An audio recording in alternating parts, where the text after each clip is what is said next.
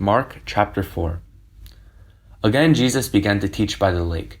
The crowd that gathered around him was so large that he got into a boat and sat in it out on the lake, while all the people were along the shore at the water's edge. He taught them many things by parables, and in his teaching said, "Listen, a farmer went out to sow his seed. As he was scattering the seed, some fell along the path, and the birds came up and ate it up. Some fell on rocky places, where it did not have much soil. It sprang up quickly, because the soil was shallow. But when the sun came up, the plants were scorched, and they withered because they had no root. Other seed fell among thorns, which grew up and choked the plants, so that they did not bear grain.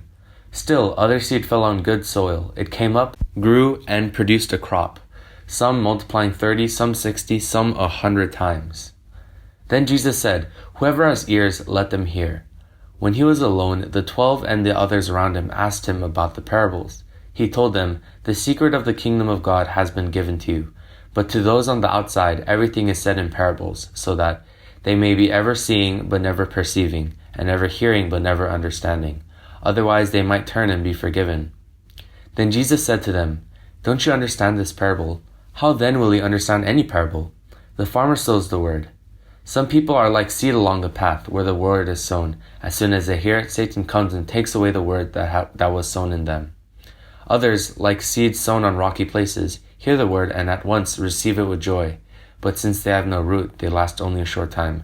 When trouble or persecution comes because of the word, they quickly fall away. Still others, like seeds sown among thorns, hear the word, but the worries of this life, the deceitfulness of wealth, and desires for other things come in and choke the word, making it unfruitful. Others, like seeds sown on good soil, hear the word, accept it, and produce a crop, some 30, some 60, some 100 times what was sown." He said to them, "Do you bring in a lamp to put it under a bowl or a bed? Instead, don't you put it on its stand?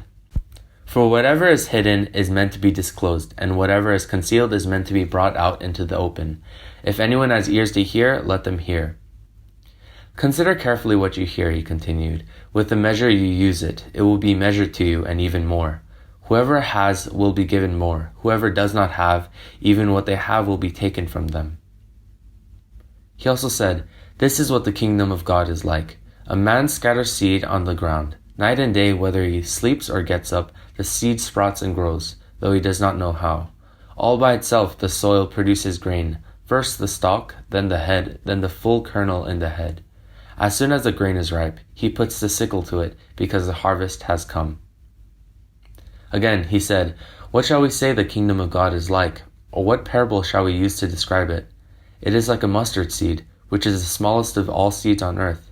Yet when planted, it grows and becomes the largest of all garden plants, with such big branches that the birds can perch in its shade." With many similar parables, Jesus spoke the word to them, as much as they could understand. He did not say anything to them without using a parable, but when he was alone with his own disciples, he explained everything.